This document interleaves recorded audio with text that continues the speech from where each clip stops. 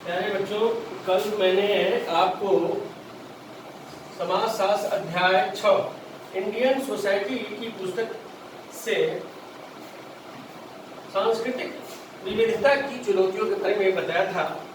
लेकिन आज इसी अध्याय से हम आपको अगला प्रश्न जो आपकी पुस्तक में दिया गया है वह है राष्ट्र को परिभाषित करना। अगला प्रश्न जो है क्वेश्चन है आपका कि क्वेश्चन है आपका राष्ट्र को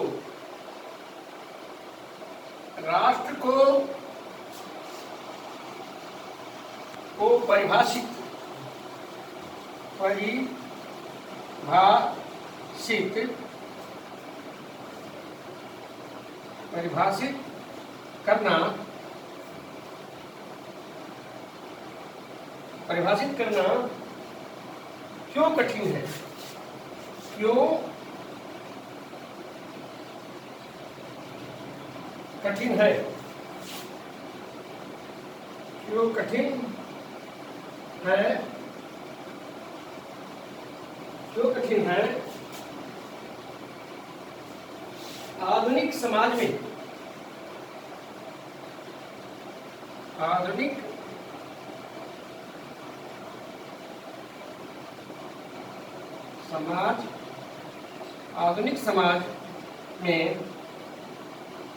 समाज में राष्ट्र और राज्य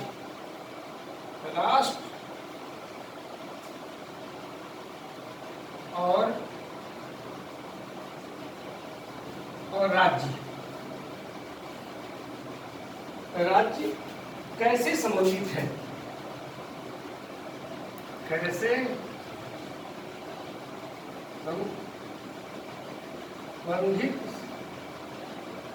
संबंधित है? इसी पर मैं आपको आज बताऊंगा कि राष्ट्र को परिभाषित करना क्यों कठिन है, आधुनिक समय में राष्ट्र और राज्य कैसे संबंधित है। मैं आपको बता दूं कि राष्ट्र छोटे छोटे समुदाय, जैसे छोटे छोटे समुदाय हैं, ये समुदाय है, ये समुदाय है, ये समुदाय, ये समुदाय और सभी को मिलकर एक बड़ा समुदाय, छोटे छोटे समुदायों का एक मतलब समूह है। राष्ट्र सरल शब्दों में राष्ट्र एक तरह का समुदाय है। छोटे छोटे समुदायों से मिलकर राष्ट्र का निर्माण होता है। लेकिन राष्ट्र के सदस्य, ये सारे सदस्य जो समुदाय के हैं, ये एक सामूहिकता के अंतर्गत एक जुड़े रहते हैं। कैसे जुड़े रहते हैं? सभी समुदाय एक ऐसे समुदाय का सदस्य बनना चाहते हैं, अंग बनना चाहते हैं, जो वैधानिक और राजनीतिक रूप से जो है जुड़ना चाहते हैं। वैधानिक और राजनीतिक रूप से जुड़ना चाहते हैं। राजनीतिक एकता, सामान्य भाव, राज्य की इच्छा जो है ना, सामान्य भाव में राज्य शब्द का अमूर्त सत्व, राज्य शब्द का जो अमूर्त सत्व है वह है राजनीतिक और विधिक राजनीतिक रूप से और विधिक रूप से, वैधानिक रूप से जो है इसका सदस्य बनना। राष्ट्र और राज्य दोनों का राजनीतिक और विधिक समुच्चय है। आपको अब हम ये बताते हैं कि मैक्स वेबर जो एक समाजशास्त्री है, मैक्स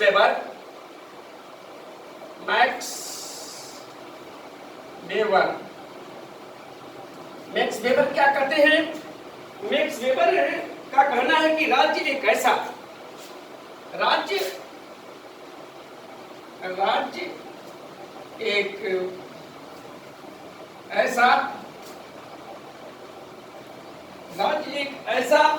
निकाय होता है। राज्य एक ऐसा निकाय होता है जो एक विशेष क्षेत्र,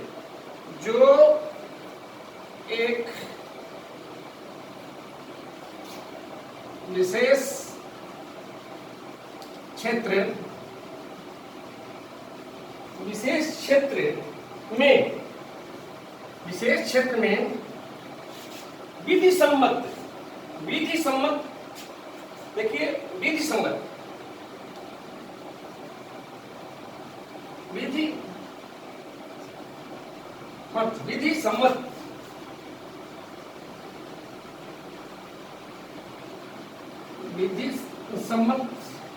एकाधिकार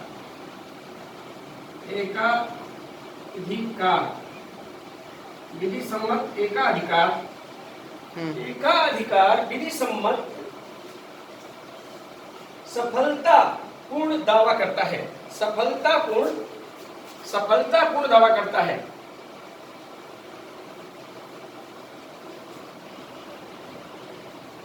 सफलतापूर्ण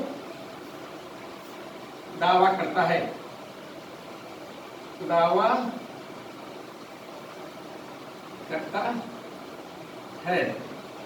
ये मैक्स वेबर का कहना है। मैक्स वेबर कहता है राज्य एक ऐसा निकाय है जो एक विशेष क्षेत्र में विधि सम्मत एकाधिकार सफलतापूर्वक दावा करता है।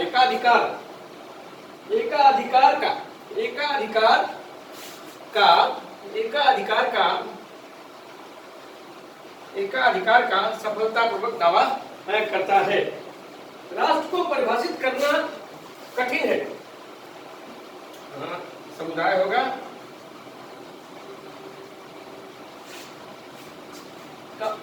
नृजाति इतिहास, नृजाति और संस्कृति भाषा के आधार पर अनेक विभिन्नताएं किसी भी राष्ट्र में पाई जाती हैं और इन सारी विभिन्नताओं और नृजातीय अंतर को समाहित करके जो भी देश, जो भी राष्ट्र राज्य को प्राप्त करता है या राज्य राष्ट्र को प्राप्त करता है, इसके में यह बताया गया है कि एक का भाव होता है।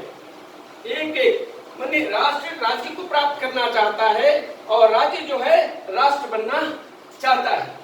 आपको मैं यह बता दूं क्योंकि सोवियत संघ के निर्माण से पहले 100 राष्ट्र थे और बाद में वह सोवियत संघ पूरे राष्ट्रों को मिलाकर एक जो है राज्य बना या राष्ट्र बना। उसी तरह से आपको मैं यह बताऊं कि राष्ट्र एक ऐसा समुदाय है जो योजक चिन्ह का मतलब होता है दोनों जुड़े हुए हैं, चाहे राष्ट्र चाहे राज्य। लेकिन यह कैसे जुड़ते हैं? आपको अभी एक उदाहरण दिया सोवियत संघ का, रूस का, कि वह एक राष्ट्र बनने से पहले अनेक छोटे छोटे राष्ट्रों 100 राष्ट्रों में बटा हुआ था या विभाजित था और जहाँ की भाषा और अलग अलग थी, संस्कृति अलग अलग थी, फिर भी सोवियत संघ ने उन्हें मान्यता प्रदान की थी। अब आपको मैं एक का इसीलिए कहा जाता है कि राष्ट्र और राज्य के बीच एक का संबंध होता है। आपको बताऊं जमैका ऐसा देश है जिसके निवासी जमैका से अधिक जमैका के बाहर निवास करते हैं, फिर भी जमैका के वे नागरिक हैं और जमैका राष्ट्र के राज्य के रूप में वह गठित हैं। दूसरा सवाल है इजराइल के जितने यहूदी हैं वह अमेरिका में भी रहते हैं और इजराइल में भी, और दोनों जगह के वे नागरिक माने जाते हैं। अब सवाल उठता है कि दोहरी नागरिकता की व्यवस्था वहां पर है, इसलिए तो राष्ट्र और राज्य कैसे एक हो जाते हैं, इसके पीछे मूल 2 तथ्य हैं। एक तो राजनीतिक एकता, और वह राजनीतिक एकता कैसे प्राप्त होती है? लोकतंत्र की स्थापना से। सारे जो राज्य हैं, राष्ट्र हैं, वह लोकतांत्रिक प्रक्रिया के तहत सबको संगठित करके एक राष्ट्र अथवा राज्य बनना चाहते हैं। इस तरह हम यह कह सकते हैं कि राष्ट्र और राज्य में जो है ऐसा संबंध है जिसे अलग नहीं किया जा सकता है। जैसे मैं आपको इतिहास की बात थोड़ा सा बता देता हूँ समाजशास्त्र की क्लास में, कि भारतवर्ष में भी जिस समय महात्मा बुद्ध का समय था उस समय अनेक छोटे छोटे गणराज्य थे। लेकिन जब भारतवर्ष का एकीकरण हुआ आजादी के बाद, अंग्रेजों के आने के बाद, औपनिवेशिक राज्य के बाद, पूरा भारत जो है लोकतांत्रिक प्रक्रिया के द्वारा एक सूत्र में बंध गया। तो इस तरह से राज्य और राष्ट्र का अन्योन्याश्रय संबंध है और राष्ट्र को परिभाषित करना अब काफी कठिन है। जब तक हम राज्य को नहीं जानेंगे तब तक राष्ट्र को नहीं। कोई भाषा के आधार पर, निजात के आधार पर, धर्म के आधार पर, जैसे हमारा ही देश है भारतवर्ष, तो यह भाषा अलग है, अनेक निर्जाति के लोग हैं, अनेक धार्मिक संप्रदाय के लोग हैं, लेकिन सभी इस लोकतांत्रिक प्रक्रिया में सभी लोग जो है एक मजबूत शक्ति, एक केंद्रीय शक्ति के साथ जुड़ना चाहते हैं और तब जाकर राष्ट्र का निर्माण होता है अथवा राज्य का निर्माण होता है। मैंने आपको बता दिया कि सोवियत गणराज्य में भी अनेक छोटे छोटे राज्य थे और सबको मिलाकर एक राष्ट्र का निर्माण किया गया। भारत में भी 6वीं सेंचुरी में बहुत से गणराज्य थे, लेकिन अंग्रेजों के आने के बाद, औपनिवेशिक राज्य के बाद, उस समय पूरे भारतवर्ष को एक सूत्र में पिरोया गया और सभी लोग जो है एक केंद्रीय शक्ति, एक अधीन वैधानिक रूप से शासित होने के लिए लोकतांत्रिक प्रक्रिया में शामिल हुए। इस तरह से राष्ट्र और राज्य को हम परिभाषित कर सकते हैं। आज इतना ही। अब फिर मैं अब अगले दिन आपको आगे की बातें मैं बताऊंगा।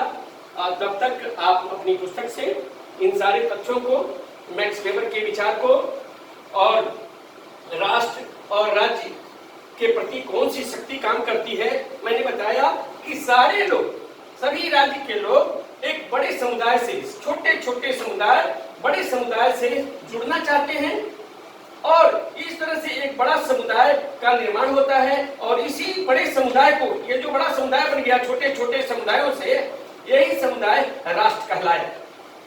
राज्य क्या है?